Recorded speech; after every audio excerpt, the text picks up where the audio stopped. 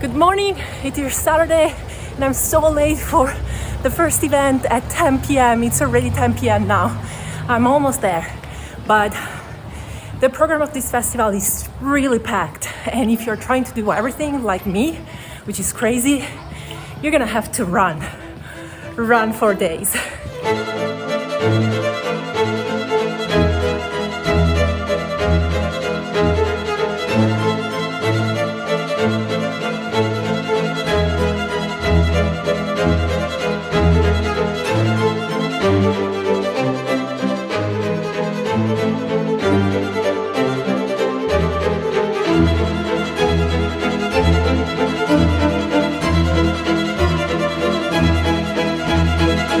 Wow, this morning has been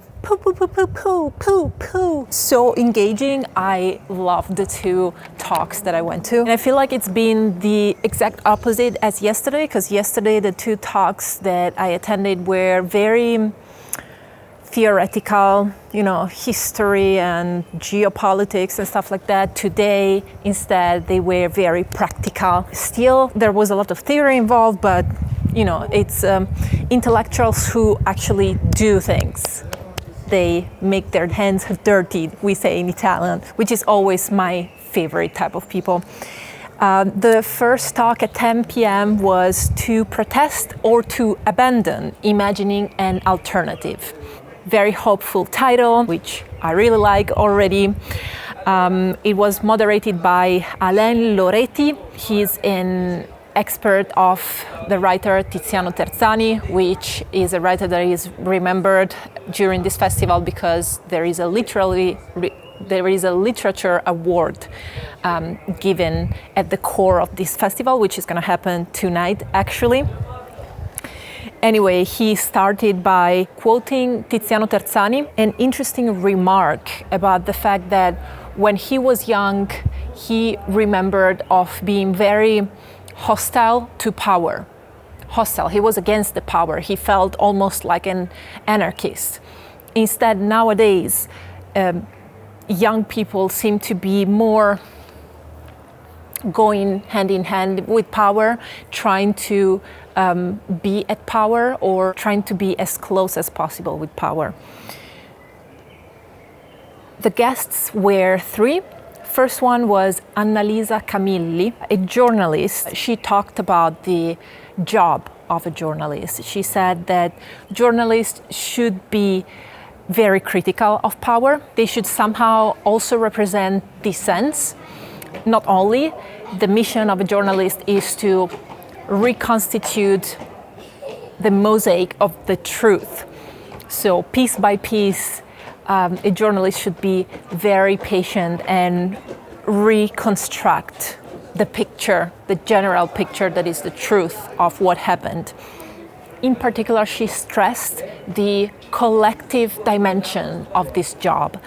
She is convinced that you cannot be a truly valuable journalist if you do everything by yourself. You always need a team of people that work with you, that give you a mission to do, and that counterpart your vision, your writings. This really helps to avoid simplistic type of vision, reconstruction of the events. So she warns about this latest trend of individualist journalism. She really thinks that journalism should be a collective effort. Being in the world doesn't mean to be by yourself. You need to unite your forces with the other people that are around you. The second guest was Walter Molinaro. His talk was very, very interesting to me because he is a very well-educated person. He has a degree in architecture, but he comes from a kind of socially low background, and he also worked in factory his entire life. He specifically worked in the Alfa Romeo factory, and what's most interesting about him is that he was a union officer, a unionist. I don't really know how to call this role in English, sindacalista in Italian. His mission as a unionist in Alfa Romeo was to break this way of seeing the worker as just a number, to give them back a certain dignity, a certain power also, or at least not to be only subjected to the power. And what happened at Alfa Romeo at a certain point was that it was bought, or he said gifted, to Fiat, the other big Italian car production company. Fiat had actually a much more authoritarian type of management. So what they did also in Alfa Romeo with the workers of Alfa Romeo was to progressively dismantle their rights and also their mentality, kind of. They wanted to twist the mentality, and the way they did this was especially through blackmailing. The chiefs of Fiat were basically blackmailing the workers. They would try to convince them to abandon the union in exchange for a promotion in the factory. And at the opposite, if they wouldn't abandon the union, they would have been degraded in their job, or for example, they would have been transferred somewhere far away from their families. They were also trying to isolate people more and more, to disconnect them from the network of workers that they were included.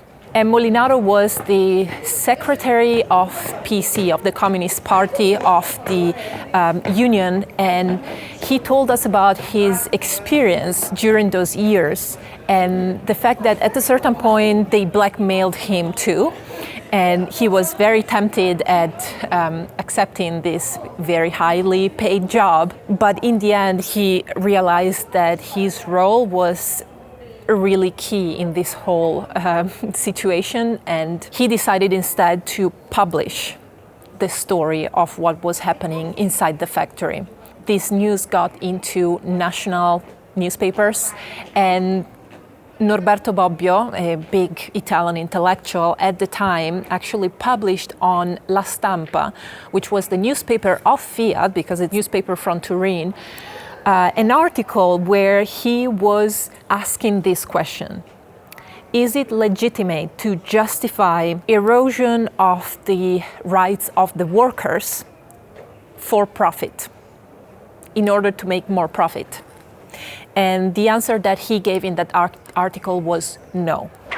The third guest, super interesting, finally someone who was only 21 years old, asked to give a talk on the stage, Simone Ficicchi, a representative of this collective movement called Ultima Generazione, which means last generation. It's an eco-collective movement which has a very controversial way of acting. They do acts of vandalism, basically. It's not actually vandalism, because they never permanently damage their objectives. They sort of temporarily damage them in order to capture the attention on the climate crisis. So some examples: to color the water of the fountain in Piazza Navona in Rome of black. They did so with that natural carbon, I think it's called, some type of coal. Sorry, I'm lacking the word in English now. They simply colored the water of the fountain black in order to sensitize the population of the fossil fuel economy problems. Or something else they did was to throw paint at the Theater La Scala of Milan. It's probably the most renowned theater in Italy. And I think they did the same on the facade of the Uffizi Museum in Florence. Of course, now he has problems with laws. He is going through trials at only 21 years old. He is a student of history at the University of Padova, and his dream is to become a professor. So he was asked, aren't you afraid. I mean, how do you deal psychologically with the fact that you are risking your future and your career in order to call the attention on the climate crisis? And he answered that it is normal for people to fight for their survival, and he sees the survival of the people being jeopardized by this climate crisis. He also talked, which I thought it was very interesting, about this collective psychological block that we all have as a society towards the climate problem, climate crisis, because we sort of feel like it's a too complicated problem, it's too far away from us, it's too big, so we end up not doing anything, not protesting, not doing nothing. We're just motionless, static. So he says someone has to do something. And he says maybe our methodology is not the best one. We are aware that it can be improved, but what we want is not to be liked by people. What we want is that people stop and reflect about what's going on in the world. And this is working, in his opinion. So, of course, this movement, Ultima Generazione, is very much criticized because of their methodology. The public opinion tends to be against them because they say there has to be another way to manifest your discontent. And Ficicchi to this answered, there should be an alternative offered to us, but there is not. So this is what we're doing. And there have been tried, is that even correct English? We have tried certain other ways to deal with this climatic problem in Italy. For example, we have funded a new political party or multiple political parties, but they have failed. So he says this is what we're trying now. To close on this topic, I want to just report a remark that Alain Loretti made. We have been having the Minister of Environment since the 80s in Italy. He researched about all the ministers of environment that we've ever had. He said that there has been only one that has had specific technical competencies in environmental topics, which was a certain Mario Pavan. Unfortunately, lasted only a few months. He was a true naturalist, and he actually created the Foreste Casentinesi, which are these beautiful forests between Tuscany and Emilia-Romagna in central Italy. This is the situation in Italy right now. We don't even have ministers of environment that have any type of knowledge or technical skill about this problem.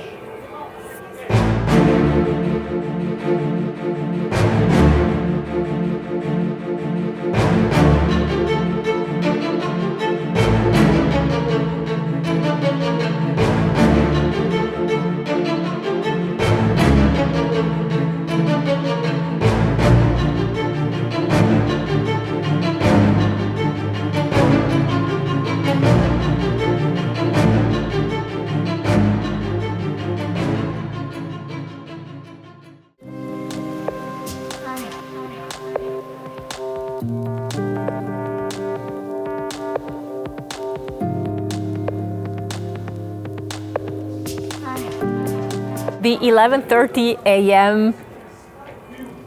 meeting was with Elettra Stamboulis.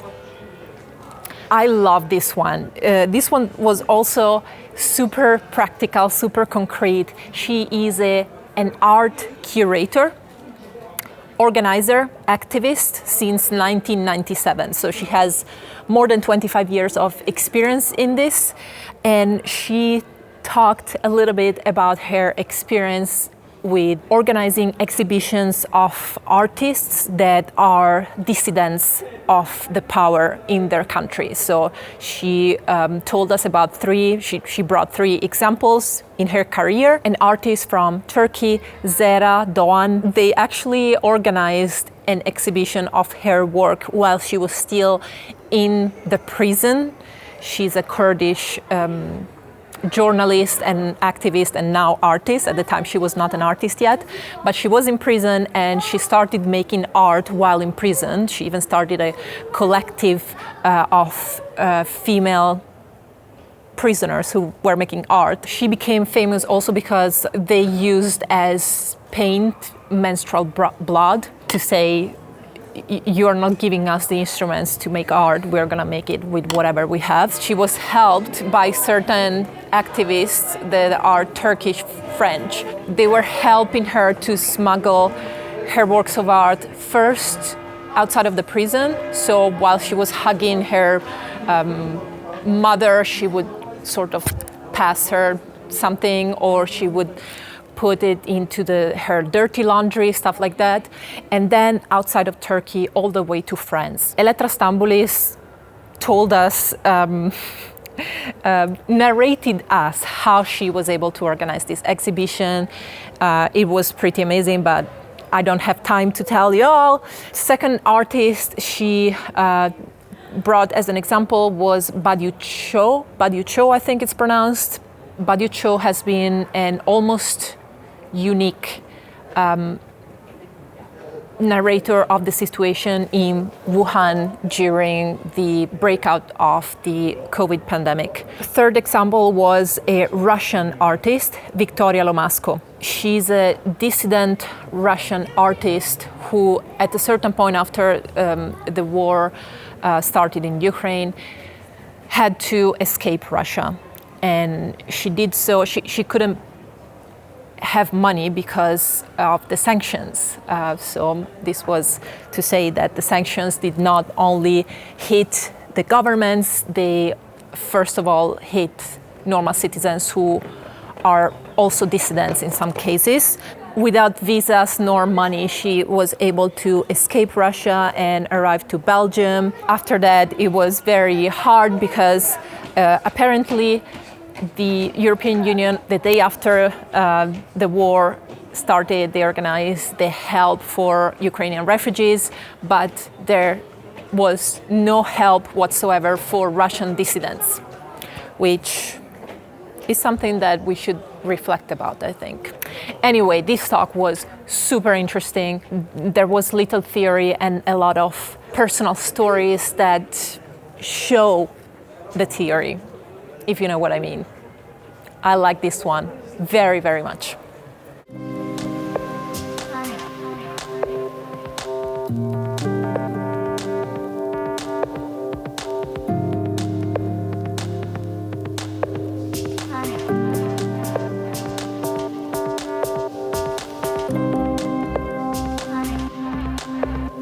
The third talk of the day at 3 p.m. in the afternoon was philosophy and the ecological crisis.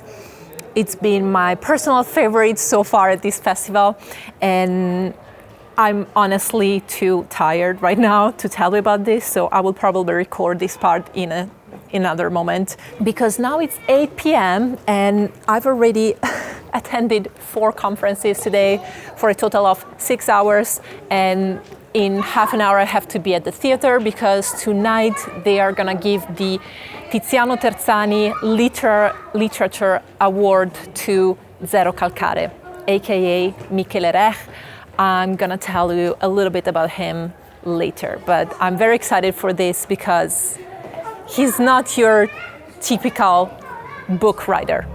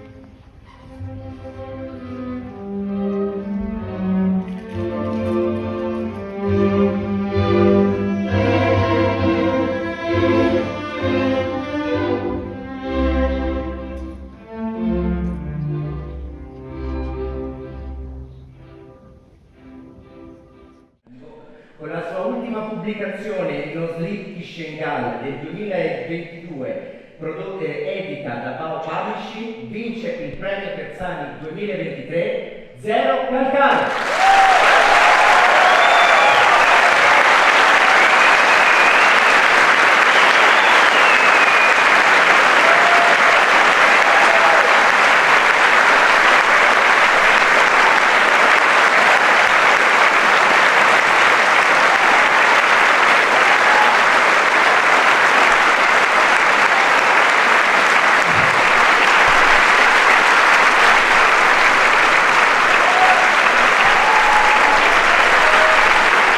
Zerocalcare is the nom de plume of Michele Rec, a cartoonist with a deeply ironic style, but engaged in serious social issues.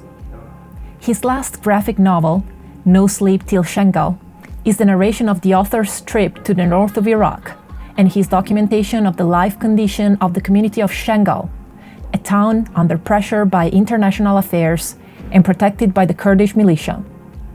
The journey through various checkpoints, controlled by different forces that militarily occupy the Iraqi territory, is long and difficult. The novel depicts a specific geopolitical moment in which a bunch of people try to resist the overpowering force of those who labels them as terrorists. Zerocalcare is a beloved and prolific cartoonist not only in Italy. His works have been translated in many languages. If you're interested, I leave a link below with a list of his international productions. In the last few years, he's also started creating animated series, of which probably the most widely available at the moment is the original Netflix series Strappare lungo i bordi, published internationally in English, Tear Along the Dotted Line, which I highly recommend to watch and enjoy.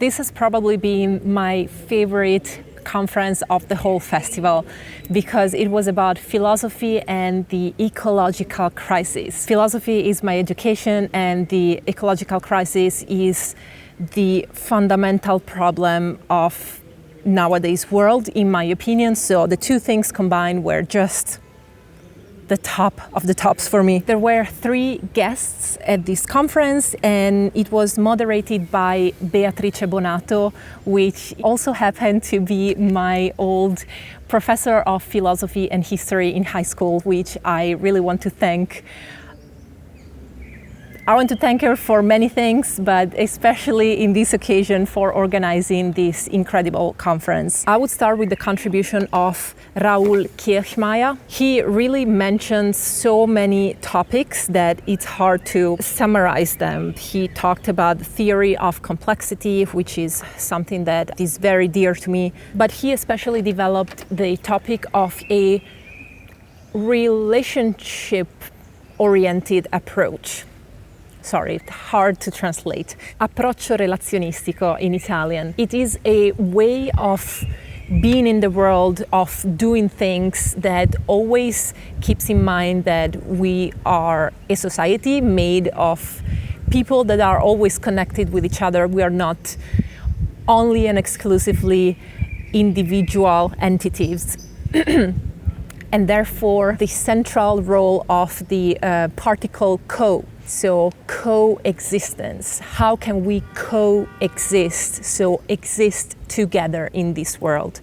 This is what our attention and our efforts should be directed towards, which is a way of thinking that opposes to this methodological egoism that is sort of a cultural trend taught nowadays in our society. So both politics should have in mind this principle of coexistence existing together, but also culture. Culturally, we should also keep in mind this principle. We should switch our mindset so that we could take collective, participate decisions. What have been the ways that we have sort of lived in this world so far as Westerners? Up to now, they have been a model of destruction, of systematical destruction. We should oppose to this and seek the valorization of things instead of their destruction. Especially, Kirchmeier said something very interesting to me. It was something I had never thought about. We should stop reasoning in terms of value and start reasoning instead in terms of life and possibility of life.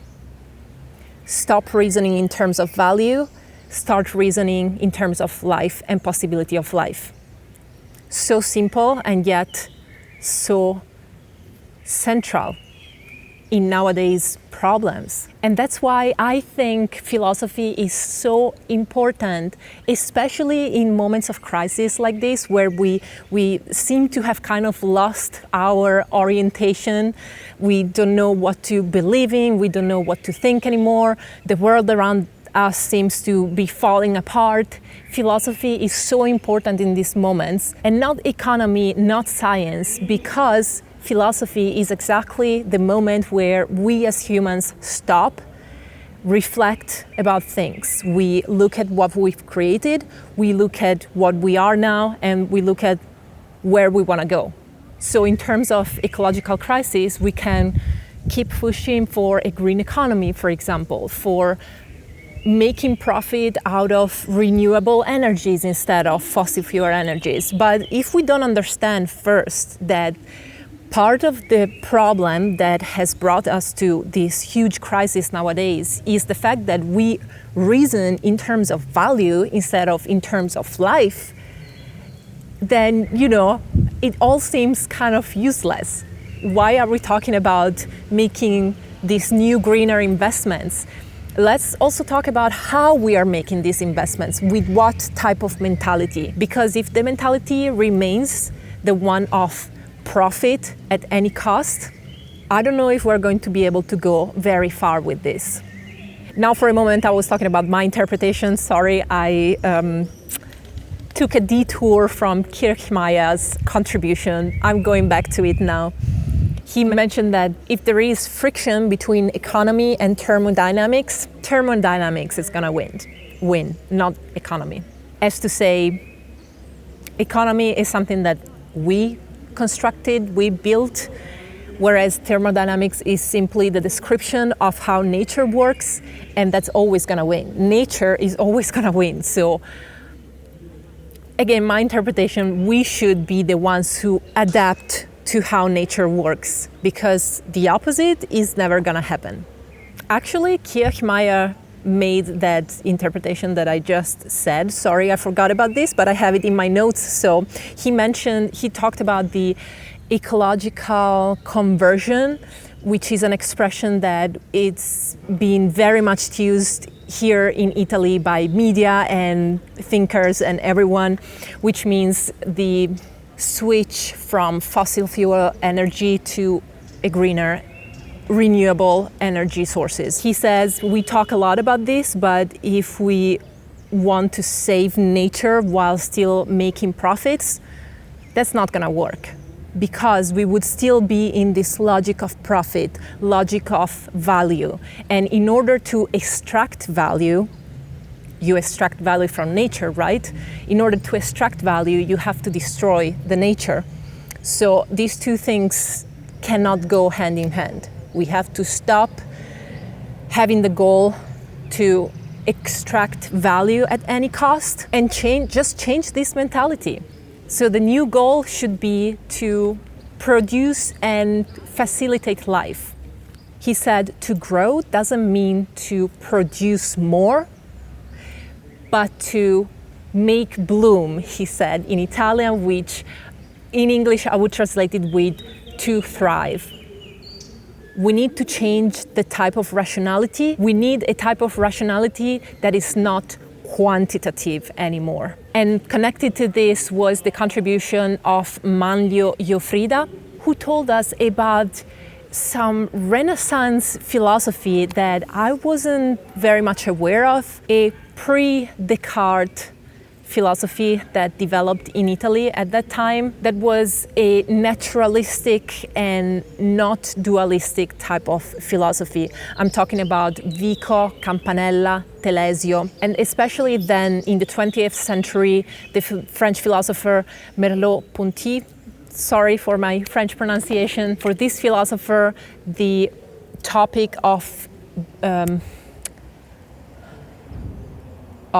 body, of the substance, the physicality was central. And speaking of dualism, the contribution of Dr. Caterina Diotto has been incredibly interesting as well. She talked about feminism, ecology, and ecofeminism. Our way to interpret the reality follows a certain dualistic methodology that creates these separations into two opposite concepts where there is always a hierarchy between them. So I'm talking about nature and humanity, for example, or nature and culture, human and animal, man and woman, white Western people and indigenous people, sensitivity and rationality, and so on. In these couples of opposite concepts, there's always one of the two that is the sort of superior one. I don't think she used the word superior. There's always one that implies the idea of growth, of humanism, of something good, and the other one that represents the idea of something that is not in shape yet, that needs to be put in order, put into shape. That is maybe lacking something, and that is less human. So you can imagine that this way of thinking then flourishes in movements like colonialism, patriarchal society, the supremacy of Europeans above everyone else in the world, but also the supremacy of the human species among the other animal species in the world. She made 3 real-life practical examples of this. I want to pick one that is the most international and less related to events that happened specifically in Italy. It was the creation of natural protected areas to protect the extinction of the Bengal tiger. Unfortunately, I didn't quite understand where this was made. Of course, in some areas of India or Bangladesh, I guess. But the point is that in order to create this conservation area, the authorities had to kick out of these areas the indigenous populations who were just living there forever. And they did so without even researching about what was the impact of these populations on the actual species of tiger that they were trying to protect. This is a typical example of this dualistic type of mentality that sees humans completely distinct from nature, the rest of nature, or the animal world. In fact, in this case, the principle of wilderness was applied, which is a principle that in the United States which is a principle that has been very much developed in the United States. In the US, the territory is organized in such a way that you either have areas of complete natural wilderness where humans don't belong there except if they are visitors. So the tourism industry still profits from this. Or you have areas that are completely developed by humans and where humans really have the complete domain on the land and everyone and everything else that lives on that land. So this is the example of that type of dual mentality where you have humans on one side and wilderness on the other side, and these two things are just opposite, they cannot coexist. We go back to this particle so coexistence. You see, it's all connected here.